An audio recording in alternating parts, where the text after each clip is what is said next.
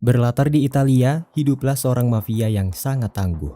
Vincenzo Casano, itulah namanya. Dia terlahir di Korea sebagai Park Jo Hyung. Namun karena sebuah alasan, dia harus tinggal di panti asuhan dan akhirnya diadopsi oleh keluarga Italia. Cobaan tidak berhenti sampai di situ, di mana keluarga barunya itu tewas dalam sebuah tragedi. Pada akhirnya, Vincenzo diangkat oleh keluarga mafia Casano. Sejak saat itu, Vincenzo Casano menjadi bagian mafia paling berpengaruh di Italia. Dia bekerja sebagai penasihat hukum atau pengacara bagi para mafia. Kabar tidak baik kembali menghampiri Vincenzo ketika atasannya yang sangat dia hormati itu meninggal dunia, dan akhirnya dia memutuskan untuk kembali ke Korea Selatan sementara waktu. Sementara itu di Korea, seorang wanita dengan semangatnya membujuk seseorang. Dia adalah Hong Chae-yong, seorang pengacara yang rela melakukan apapun untuk memenangkan kasusnya. Saat itu, dia merayu seorang saksi untuk berbohong di acara persidangan. Tawaran yang dia berikan tidak main-main dan akhirnya saksi itu termakan oleh rayuannya. Saat hari persidangan tiba, Chae-yong memenangkan kasus tersebut dan ternyata lawan pengacaranya saat itu adalah ayahnya sendiri. Ayah Chae-yong sangat kecewa kepada putrinya itu. Dia sudah tahu bahwa Chae-yong menggunakan cara yang salah dan secara tidak langsung itu merupakan bentuk penindasan terhadap orang-orang yang tidak berdaya di hadapan hukum. Kejadian itu membuat hubungan mereka berdua renggang, bahkan sampai ke titik di mana sang ayah ingin memutus hubungan keluarganya. Kedatangan Vincenzo ke Korea Selatan disambut oleh anak buahnya yang merupakan seorang mantan intel bernama Pak Cho. Saat itu terungkap bahwa tujuan utama Vincenzo datang ke Korea adalah untuk mengambil emas yang tersimpan di sebuah gedung. Pemilik emas itu adalah rekan bisnis Vincenzo yang dikabarkan telah meninggal dunia. Karena tidak ada pihak atau kerabat yang mewarisi harta tersebut, Vincenzo berencana untuk mengambilnya. Gedung yang menimbun emas itu adalah Plaza Gemga dan Vincenzo adalah pemiliknya. Namun secara resmi kepemilikan gedung itu dipegang oleh Pak Cho. Plaza Gemga diisi oleh beberapa penghuni yang melakukan kegiatan usaha dan mereka bergantung pada tempat tersebut. Hal itulah yang membuat Vincenzo dilema karena dia harus merobohkan gedung itu jika ingin mengambil emasnya. Di sisi lain, ada pihak yang ingin membeli Plaza Gemga secara paksa dan mereka menggunakan kekerasan. Tentu saja Vincenzo tidak bisa membiarkan hal itu terjadi. Selain karena nasib para penghuni, dia juga tidak bisa menyerahkan harta tersembunyi itu kepada mereka. Untunglah selama ini ayah Chae-yong selalu membantu para penghuni untuk menghadapi sengketa gedung tersebut. Sebagai pengacara, dia berjuang atas nama keadilan dan berusaha mempertahankan Plaza Gemga dari tangan-tangan orang jahat. Pada akhirnya, Vincenzo bekerja sama dengan ayah Chae-yong untuk menghadapi mereka. Hari demi hari, Vincenzo perlahan mulai akrab dengan ayah Chae-yong. Mereka bersama-sama menyusun strategi untuk mempertahankan Plaza dan mencari cara untuk mengalahkan musuh. Pihak yang harus mereka lawan adalah grup perusahaan besar bernama Babel. Perusahaan ini dipimpin oleh orang zolim yang hanya mementingkan kekuasaan. Perusahaan Babel ingin membangun sebuah gedung pencakar langit di Plaza Gemga, yang dimana nantinya gedung itu akan dijadikan sebagai lahan bisnis. Jahatnya, mereka menghalalkan segala cara untuk mencapai tujuannya itu. Bahkan mereka menyuap firma hukum untuk melancarkan aksi kejahatannya. Sayangnya, Chae-yong berada di bawah naungan firma hukum yang disuap oleh perusahaan Babel, dan secara tidak langsung dia menjadi bagian dari mereka.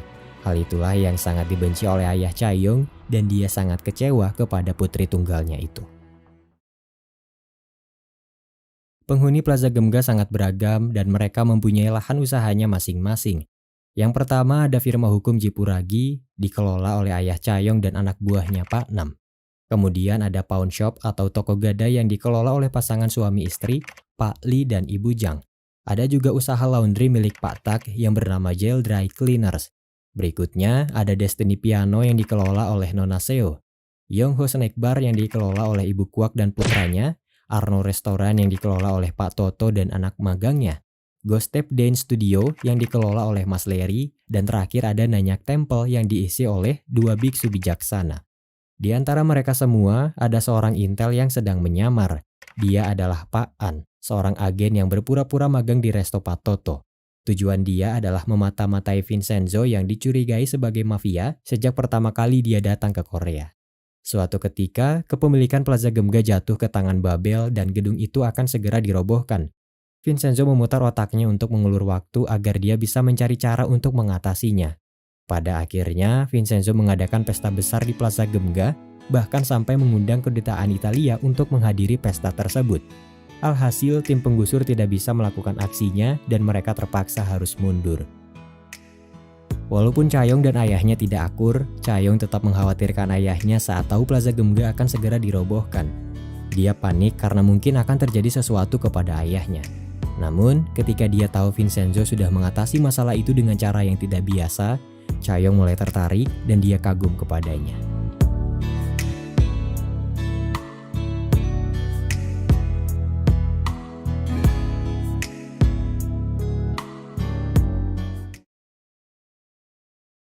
Setelah kejadian itu, Cha-yong memaksa ayahnya untuk tidak membela Plaza Gemga lagi. Cha-yong tahu bahwa dia berada di pihak musuh dan dia sadar telah membela perusahaan Babel. Oleh karena itulah, Cha-yong meminta ayahnya untuk menyerah karena mungkin hal buruk akan menimpanya jika dia terus menghalangi. Akan tetapi, ayah Cha-yong menampik dan dia tetap berada dalam pendiriannya. Vincenzo yang mengetahui hal itu menasihati Cha-yong agar dia tidak salah memilih tempat untuk bernaung. Vincenzo berkata bahwa penyesalan akan datang di akhir dan itu bagaikan neraka terdalam dalam kehidupan. Sebelum pergi, Vincenzo meminta Cha-yong untuk meminta maaf kepada ayahnya sebelum terlambat. Tidak lama dari itu, Cha-yong harus menerima kenyataan pahit di mana dia harus kehilangan sang ayah untuk selamanya. Tragedi itu terjadi karena perusahaan Babel muak kepada ayahnya yang terus menghalangi mereka. Cha-yong sangat terpukul dan dia menyesal telah mengabaikan perkataan ayahnya selama ini. Pada akhirnya, dia memutuskan untuk keluar dari firma hukumnya dan bersumpah akan membalaskan dendamnya pada perusahaan Babel. Di saat yang sama, Vincenzo juga merasa kehilangan. Belum lama ini dia mulai dekat dengan ayah Cha-yong, bahkan hubungan mereka sudah seperti anak laki-laki dan ayahnya. Sejak saat itu, Cha-yong dan Vincenzo mulai dekat. Mereka berdua sama-sama melanjutkan keinginan ayah Cha-yong untuk terus membela kebenaran. Satu hal yang ditinggalkan ayah Cha-yong sebelum dia meninggal adalah petunjuk bahwa perusahaan Babel merencanakan kartel narkoba, dan dia sangat ingin menghentikan aksi tersebut. Untuk memulai rencana pembalasan, Cha-yong mengambil alih kantor firma hukum Jipuragi milik ayahnya. Para penghuni plaza yang mengetahui kabar kepergian ayah Cha-yong turut berduka, mengingat dia sudah banyak berjasa untuk mereka. Dengan bantuan Pak Nam, anak buah ayah Cha-yong, mereka bertiga pada akhirnya berjuang bersama untuk melawan Babel, dan para penghuni plaza menaruh harapan kepada mereka bertiga. Sebagai mafia, Vincenzo mempunyai cara tersendiri untuk menghadapi Babel, dan dia memperingati Cha-yong bahwa rencananya itu akan sangat kotor. Cha-yong menyadari itu dan dia menerimanya. Dia tahu bahwa kejahatan Babel tidak bisa dilawan dengan cara biasa. Langkah pertama yang mereka lakukan adalah mencari antek-antek Babel yang diperintahkan untuk membunuh ayah Cha-yong. Setelah tertangkap, ternyata orang yang memberi mereka perintah adalah Choi Myung-hee, seorang pengacara yang bersekongkol dengan direktur Babel. Pada akhirnya, Vincenzo menjadikan antek-antek itu sebagai pion untuk melawan balik Babel suatu saat nanti. Untuk mengabulkan keinginan terakhir ayah Cha-yong, Vincenzo dan Cha-yong membakar gedung farmasi yang diperintahkan Babel untuk membuat obat terlarang. Vincenzo tahu bahwa perusahaan Babel sangat kebal terhadap hukum. Oleh karena itulah, dia membakar pabrik obat tersebut untuk menghentikan aksi Babel dalam upaya mengedarkan obat terlarangnya. Hari demi hari, Vincenzo dan Cha-yong terus mengumpulkan bukti untuk menggugat perusahaan Babel. Banyak hal yang harus disiapkan karena lawan mereka adalah perusahaan besar yang didukung oleh pejabat korup di Korea. Berbagai gugatan telah mereka luncurkan namun tidak ada satupun yang berhasil. Walau begitu, mereka tidak menyerah dan terus mencari kelemahan Babel. Vincenzo dan Cha-yong terus menggali akar kejahatan Babel, sementara pihak Babel dan para pengikutnya melakukan segala cara untuk menutupi kebenaran. Mereka tidak segan untuk menyuap hakim atau bahkan membunuh pihak lain guna menutupi kejahatan yang telah mereka perbuat. Jang Junwoo sebagai direktur Babel sangat kebal terhadap hukum karena dia memiliki pengacara biadab dan jaksa korup yang selalu melindunginya dari segala tuntutan. Mereka bertiga adalah iblis yang menjadi dalang dari semua kejahatan Babel. Namun, satu di antara mereka berbeda. Dia adalah Jang Han-so, adik direktur Babel yang sangat ingin membawa perusahaan Babel pada jalan yang benar. Akan tetapi, dia tidak mempunyai kekuatan untuk melawan kakaknya itu. Di tengah proses menyiapkan cara untuk menghancurkan Babel, Vincenzo mendapat dukungan tidak terduga dari penghuni plaza. Satu persatu di antara mereka mulai menunjukkan jati diri yang sebenarnya. Pemilik laundry Patak ternyata adalah seorang ahli bela diri yang menguasai jurus mematikan. Guru les piano Nona Seo ternyata adalah seorang hacker yang sangat terampil. Ibu Kwak pemilik snack bar adalah mantan petinju profesional. Chef Toto adalah mantan pegulat. Pemilik toko gadai Pak Li adalah mantan atlet MMA, sementara istrinya adalah mantan atlet angkat besi. Dan Larry dari Ghost Step Dance adalah petarung jalanan. Beberapa orang yang pernah bekerja untuk Babel juga pada akhirnya memilih untuk setia kepada Vincenzo. Hal itu terjadi karena mereka dikhianati oleh perusahaan Babel. Tidak sampai di situ, Pak An yang menjadi intel mengungkapkan jati dirinya kepada Vincenzo dan dia memutuskan untuk membantunya mengalahkan Babel. Tentu saja semua hal itu menjadi bantuan yang sangat berarti dan Vincenzo semakin kuat untuk menghadapi musuhnya. Merasa jengkel karena terus diusik, pihak Babel memberi tuduhan palsu kepada Chaeyoung agar dia dipenjara dan tidak lagi menghalangi mereka. Walaupun Vincenzo berhasil membebaskannya, Chaeyoung terus mendapat teror dari perusahaan Babel. Vincenzo menyarankan dia untuk menginap di rumah temannya sementara waktu. Sayangnya, Chaeyoung tidak punya teman untuk berbagi kamar kecuali satu. Pada akhirnya, untuk beberapa hari ke depan, dia menginap di apartemen Vincenzo yang sangat sederhana. Suatu ketika, Vincenzo dihadapkan dengan sekelompok orang utusan Babel yang juga ingin menyingkirkannya. Namun sayangnya mereka berhadapan dengan orang yang salah, karena bagi seorang mafia, melawan 3 orang sekaligus bukanlah sebuah ancaman. Vincenzo berhasil mengatasi masalah tersebut, dan Chaeyoung yang mengetahui kejadian itu diam-diam sangat mengkhawatirkannya.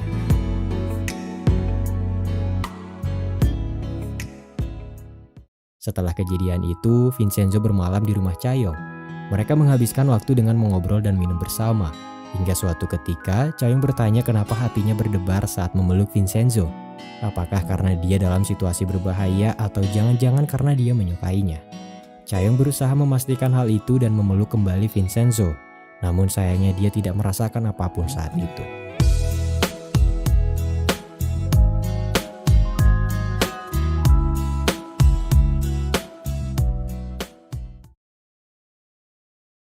Vincenzo dan Chaeyoung terus mengumpulkan saksi dan bukti kejahatan untuk menghancurkan Babel di hari persidangan nanti.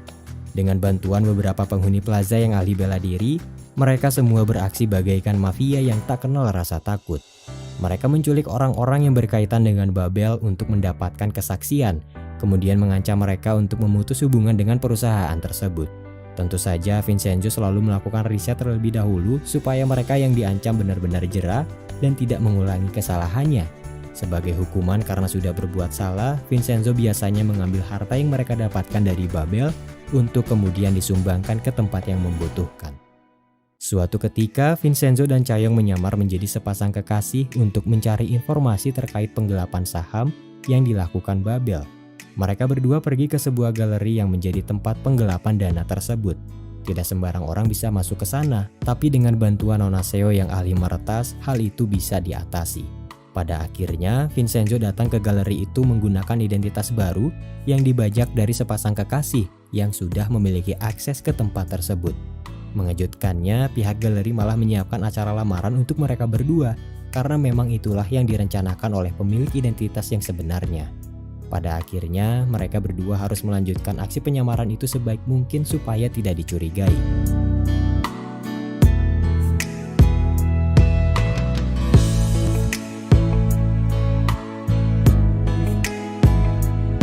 Setelah berhasil mendapatkan apa yang mereka cari, Vincenzo dan Chaeyoung pulang dan mereka menjadi canggung. Setelah mendapat banyak informasi dari berbagai pihak, Vincenzo akhirnya tahu bahwa emas yang dia incar selama ini bukan hanya sekedar harta karun. Di antara emas itu tersimpan sebuah dokumen rahasia yang berisi bukti kejahatan para pejabat di Korea, mulai dari korupsi, penggelapan, pembunuhan, dan sebagainya. Pada akhirnya, Vincenzo dan anak buahnya berhasil menemukan cara untuk masuk ke berangkas tersebut tanpa harus menghancurkan gedung. Dan setelah diperiksa ternyata file itu memang ada. Vincenzo menceritakan keberadaan emas dan file rahasia tersebut kepada Chaeyoung dan Pak An. Awalnya mereka sangat bahagia, tapi setelah tahu bahwa Vincenzo tidak bisa masuk lagi ke berangkas itu, mereka semua kecewa. Sesaat setelah mengambil file rahasia, Vincenzo dan anak buahnya tidak sengaja menjatuhkan satu-satunya alat yang bisa membuka berangkas tersebut. Namun untungnya Vincenzo sudah mendapatkan file pamungkas yang bisa digunakan untuk mengungkap kebenaran termasuk kejahatan Babel. Di sisi lain, keberadaan file rahasia yang disebut Guillotine itu sudah disadari oleh para iblis Babel. Mereka takut jika kebenaran akan terungkap, tapi mereka juga jadi berambisi untuk mendapatkan file tersebut. Karena dengan file itu, Babel bisa mengancam pihak-pihak terkait dan memanfaatkan mereka semua. Vincenzo memiliki kenangan pahit di Korea. Karena sebuah alasan, Vincenzo kecil harus ditinggal oleh sang ibu di panti asuhan. Dia sangat sedih karena sang ibu tak kunjung datang menjemputnya. Setelah diadopsi oleh keluarga Italia dan menjadi seorang mafia, dia selalu mengingat perbuatan sang ibu kepadanya. Hati kecil Vincenzo marah dan dia sangat kecewa. 5 tahun yang lalu, ibu Vincenzo dijebloskan ke penjara karena sebuah fitnah. Tidak ada satupun orang yang bisa membantunya, bahkan Vincenzo yang mengetahui itu hanya bisa menahan marah. Karena sebagai pengacara Italia, dia tidak bisa menjalankan profesinya di negara lain. Untunglah, mendiang ayah Chayong selalu ada di sisi ibunya itu. Dia bersedia menjadi pengacaranya walau tidak dibayar sedikit pun. Akan tetapi, ibu Vincenzo sudah menyerah dengan semua masalah yang menimpanya. Alih-alih melakukan sidang ulang, dia lebih memilih untuk mati. Ketika ayah Chayong bertemu dengan Vincenzo, dia menyadari bahwa pemuda itu adalah putra dari seorang wanita yang sering dia kunjungi di penjara. Dan setelah mereka akrab, ayah Chayong mempertemukan mereka berdua di rumah sakit karena kondisi ibu Vincenzo semakin buruk. Walau sudah saling mengetahui, mereka berdua berpura-pura untuk tidak saling menyadari. Vincenzo berharap sang ibu bisa mengenalnya dan meminta maaf atas apa yang telah terjadi. Sementara itu, sang ibu terlalu malu untuk mengakui dirinya sebagai orang tua. Setelah ayah Chayong meninggal, Vincenzo selalu menyempatkan dirinya untuk menemui sang ibu. Walaupun terlihat ketus, Vincenzo sebenarnya sangat peduli kepada ibunya. Hanya saja rasa kecewa masih mengganjal di hatinya. Mengetahui kegelisahan tersebut, Chayong perlahan menyadari bahwa Vincenzo dan wanita yang sering ditemuinya itu adalah keluarga. Chayong berusaha mendekatkan mereka berdua dengan berbagai cara. Pada akhirnya, Vincenzo dan ibunya memiliki waktu kebersamaan, walaupun itu hanya sesaat.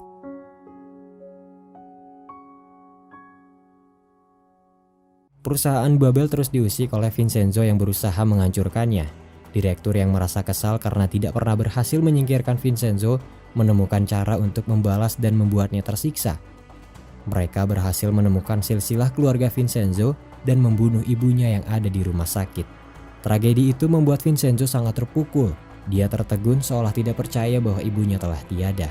Dengan amarah yang menggebu-gebu, Vincenzo mencari keberadaan pembunuh ibunya dan dia datang menghampirinya seorang diri. Tanpa ampun, dia menyakiti pembunuh itu sebelum akhirnya meminta kesaksian darinya. Di malam itu, Vincenzo akhirnya tahu bahwa pelaku sebenarnya adalah para iblis Babel. Vincenzo mendatangi rumah direktur dan dia mengalahkan semua penjaga seorang diri. Sesampainya di sana, dia bertemu dengan para iblis Babel dan mengancam mereka semua. Vincenzo tidak membunuh mereka saat itu, tapi dia bersumpah akan membuat mereka lebih tersiksa suatu saat nanti. Itu adalah ganjaran bagi mereka yang telah membangunkan sisi gelap Vincenzo. Vincenzo menyesal karena dia tidak sempat melakukan apapun untuk ibunya. Dia juga menyalahkan dirinya sendiri atas apa yang telah terjadi. Air mata Vincenzo terus mengalir ketika dia mendapat surat dari mendiang ibunya. Surat itu dibuat oleh sang ibu setelah sebelumnya mereka bertemu, dan dia menitipkan surat itu kepada Chayong. Dalam surat itu ibunya berkata bahwa putra satu-satunya itu adalah berkah dan dia sangat menyayanginya. Sang ibu juga meminta maaf karena tidak bisa ada di sampingnya untuk memberikan kasih sayangnya selama ini.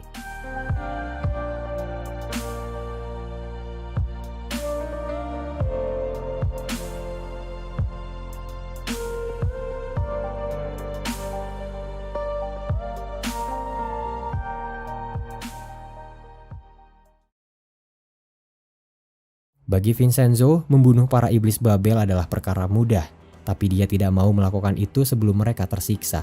Karena bagi seorang mafia, membunuh musuh mereka begitu saja adalah sebuah bentuk kemurahan hati. Selama ini, adik direktur Babel berencana untuk mengkhianati kakaknya sendiri dan dia selalu berusaha mendekati Vincenzo. Namun, Vincenzo dengan terang-terangan menolaknya karena dia tidak mau menerima pengkhianat keluarga. Hanso berkata bahwa dia ingin mengembalikan perusahaan Babel ke jalan yang benar. Mendengar perkataan itu, Vincenzo berjanji akan menerimanya jika Hanso bisa membuktikan bahwa dia benar-benar teguh pada pendiriannya itu. Di saat yang sama, jaksa korup yang mengikuti Direktur Babel juga mulai berkhianat. Dia berusaha mencari tempat perlindungan lain karena merasa Direktur Babel sudah tidak bisa melindunginya dari Vincenzo. Dia mendatangi kandidat calon wakil presiden yang korup dan meminta perlindungan darinya. Sebagai imbalannya, dia berjanji akan memberitahu lokasi file giulitin yang berbahaya itu kepadanya. Tentu saja itu menjadi tawaran yang sangat menggiurkan, karena dengan file itu, calon kandidat tersebut bisa menguasai Korea seutuhnya. Sementara itu, pengacara Myung-hee tetap berada di sisi Direktur Babel karena tidak mau mengambil resiko. Untuk membalas perbuatan Babel, Vincenzo dan Chae-yong menyusun rencana untuk membuat Direktur Babel sengsara.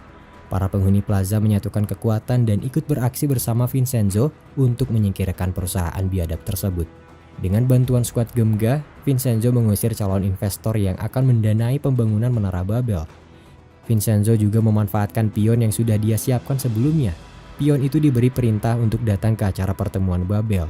Dia diminta untuk mengancam para investor menggunakan bom, lalu meminta mereka untuk membatalkan kontrak kerjasama dengan Babel. Setelah melakukan tugasnya itu, pion tersebut mendapat hukuman yang setimpal atas apa yang telah dia perbuat di masa lalu. Aksi tersebut benar-benar membuat pertahanan Babel melemah. Hilangnya orang-orang yang mendukung Babel membuat direktur tidak lagi kebal terhadap hukum. Sementara itu, adik direktur Babel Hanso diam-diam sering menemui Vincenzo dan dia berhasil meyakinkan mafia itu untuk menerimanya.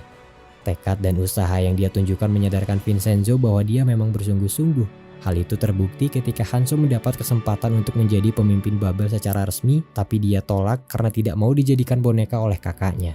Selain itu, dia juga pernah menyelamatkan Vincenzo dari aksi penangkapan Interpol karena sebuah fitnah yang dilontarkan Direktur Babel. Pada akhirnya, Hanso benar-benar menjadi sosok malaikat di antara iblis Babel yang biadab itu. Keberadaan emas yang tersembunyi di Plaza Gemga sudah tercium oleh beberapa orang. Selain Pak Cho, Pak An, dan Chae-yong, Nona Seo adalah penghuni plaza pertama yang menyadarinya. Dia pernah menguping pembicaraan Vincenzo dengan Pak Cho tentang emas tersebut. Selain itu, dia juga sangat yakin bahwa emas itu bukan hanya sekedar rumor karena dia pernah dibayar untuk membuat sistem keamanan pada berangkas yang menyembunyikan emas itu.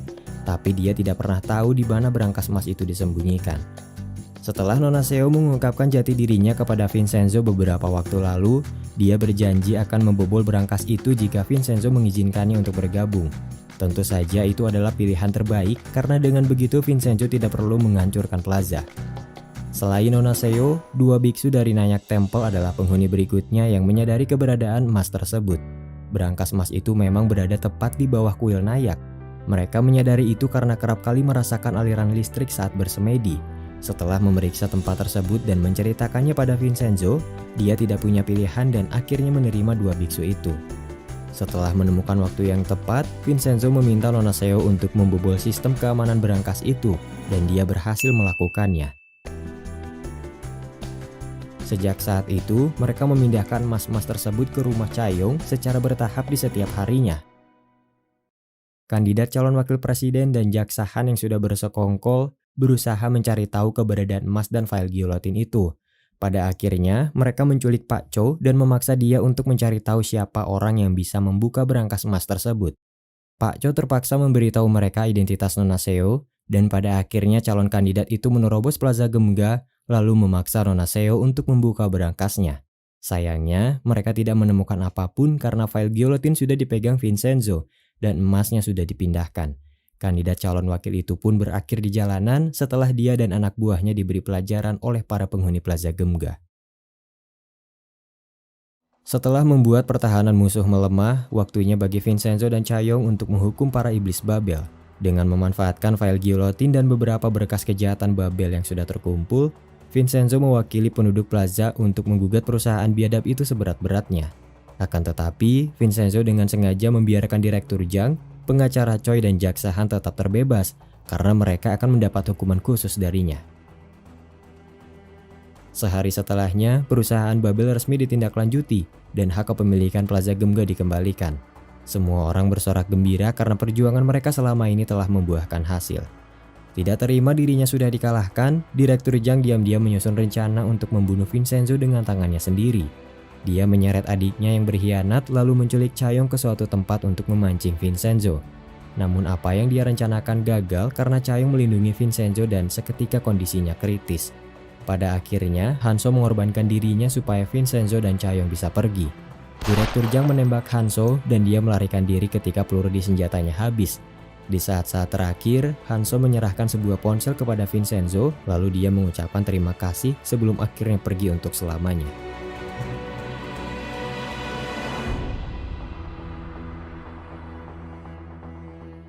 Di rumah sakit, Vincenzo berjanji kepada Chaeyoung bahwa dia akan membereskan semuanya. Chaeyoung juga berpesan kepadanya untuk segera pergi karena dia akan menjadi buronan setelah melakukan semua ini. Sebelum melarikan diri, Direktur Jang menyewa sekelompok orang untuk membunuh Pak Han yang telah mengkhianatinya. Sementara itu, Vincenzo datang menemui pengacara Choi untuk menghukumnya. Bagi dirinya, pengacara Choi bukanlah seorang wanita, melainkan seekor monster yang pantas untuk dimusnahkan.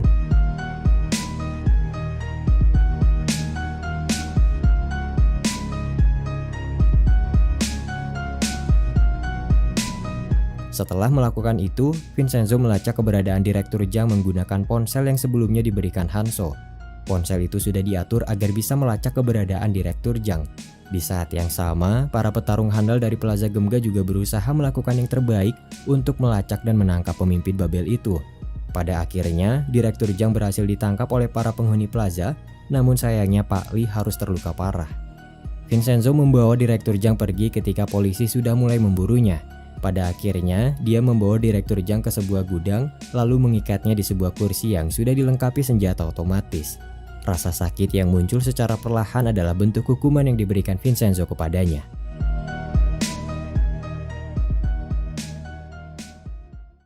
Sebelum pergi, Vincenzo bertemu dengan Pak Cho dan Pak An yang memberinya identitas baru, tapi data itu akan kadaluarsa dan dia harus segera pergi. Tiba-tiba saja, Chaeyoung datang memaksakan dirinya untuk berpamitan. Vincenzo memeluknya dan berpesan kepadanya untuk menjalani hidup dengan baik. Waktu tinggal tersisa sedikit dan dia harus segera pergi meninggalkan mereka semua.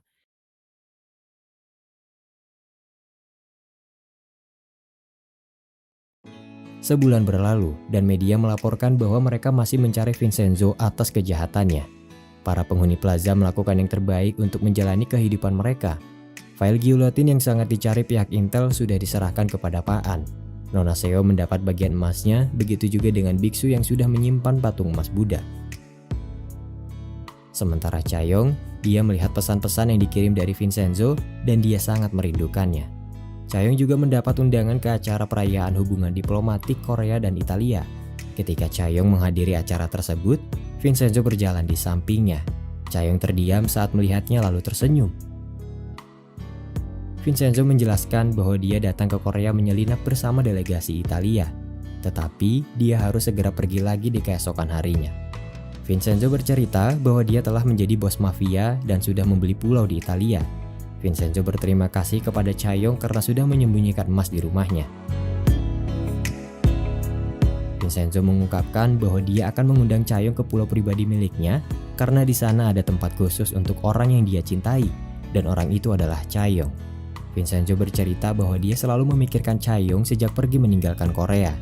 Chaeyoung berkata bahwa dia tidak merasakan hal itu. Di saat itulah, Vincenzo membuktikan bahwa dirinya benar-benar mencintai Chaeyoung.